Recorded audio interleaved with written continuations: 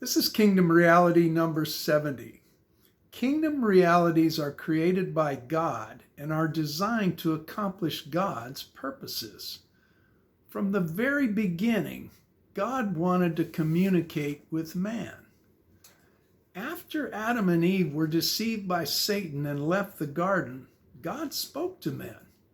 These occasions were sporadic with long intervals in between. Noah, Enoch, and Abraham are good examples. After God delivered the Israelites from Egyptian slavery, he wanted to reestablish an intimate fellowship with them, but they refused. You can read about it in Deuteronomy chapter 5, verses 22 and 23.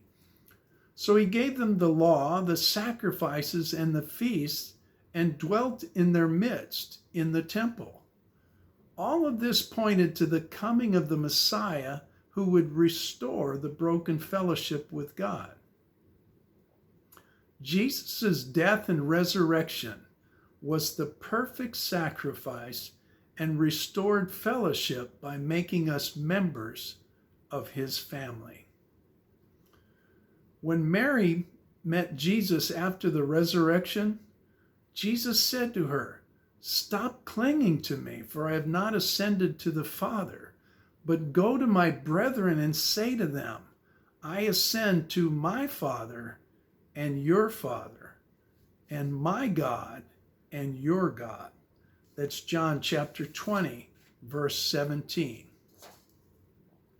By one perfect sacrifice, God created for us eternal redemption, eternal inheritance, sanctification, and complete perfection.